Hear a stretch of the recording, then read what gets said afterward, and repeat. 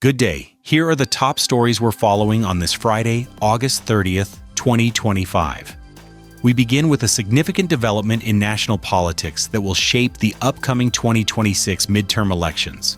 Republican Senator Joni Ernst of Iowa plans to announce next week that she will not seek re-election. 3 sources confirm the decision to Fox News, marking an end to what will be a 12-year career in the Senate for the 55-year-old lawmaker. Ernst, a retired Army Reserve and Iowa National Guard officer who served in the Iraq War, has reportedly been weighing the decision for months. Her retirement will create a high-stakes, open-seat race in a state that has trended increasingly Republican in recent years.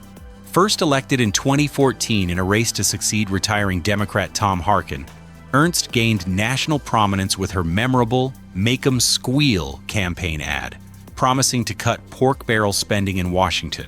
Throughout her tenure, she has been a leading voice on defense issues and has navigated the shifting dynamics within the Republican Party, balancing support for former President Trump with a more traditional GOP agenda. Her decision opens the door for new contenders. Multiple sources indicate that Republican Representative Ashley Hinson, a former TV news anchor now in her 3rd term, is already planning to run for the seat.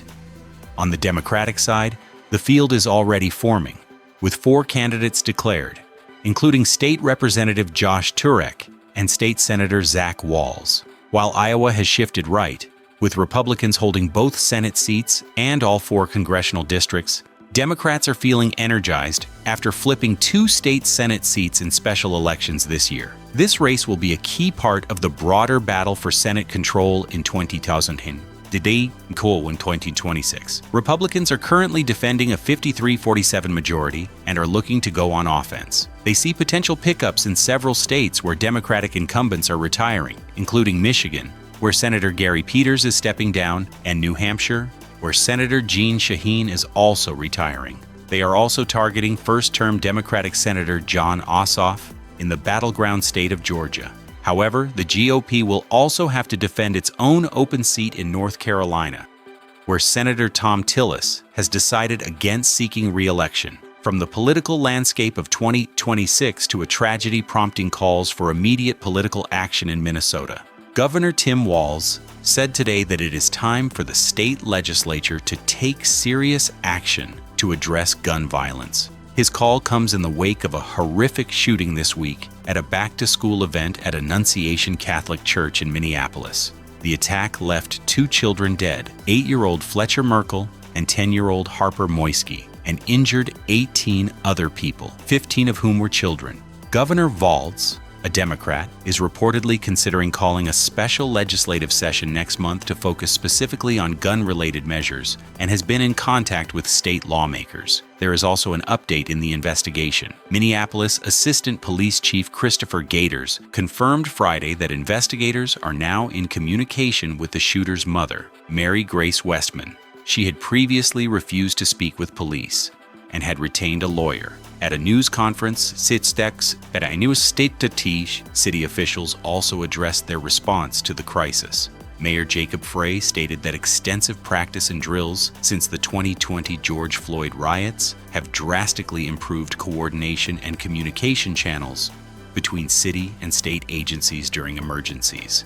As a precaution, the Minneapolis Police Department is conducting additional patrols of all schools and religious institutions across the city, while the community continues to mourn. Meanwhile, in Washington, legal challenges continue to shape the policies of the Trump administration, particularly on the issue of immigration. A federal judge on Friday blocked the administration's plan to expand the use of expedited deportations for immigrants living in the interior of the United States. The ruling from U.S. District Judge Gia Cobb in Washington, D.C., specifically prevents the government from applying fast-track removals to immigrants who had been granted parole status.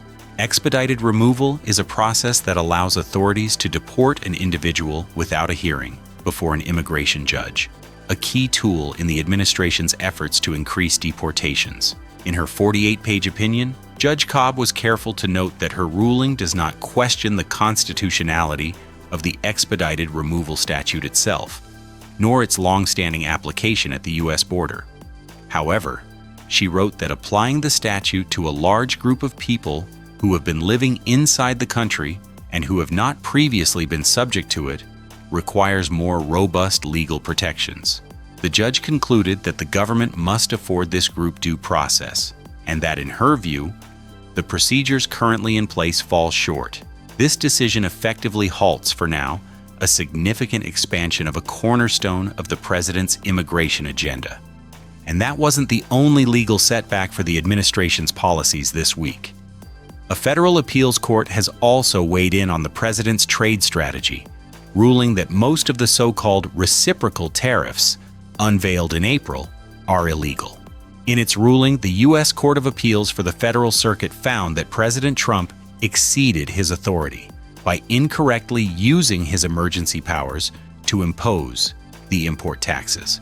The decision upholds an earlier ruling from the lower court of international trade. However, the immediate practical impact of the ruling is limited. The appeals court judges allowed the tariffs to remain in place, while the case is sent back to the lower court for further proceedings. This means that while the legal foundation for the tariffs has been deemed invalid by the appeals court, businesses and consumers are unlikely to see any immediate relief from the import taxes. The ruling sets the stage for further legal battles over the extent of presidential power in setting international trade policy, an issue that has been a central theme of the current administration. Finally, shifting from government policy to the tech world, a dispute is escalating between federal regulators and Google over what ends up in your email inbox. Google has formally rebuffed allegations from the Federal Trade Commission that its Gmail spam filters are politically biased against Republicans. The issue was raised in a letter sent on August 28th by FTC Chairman Andrew N. Ferguson to Google CEO Sundar Pichai.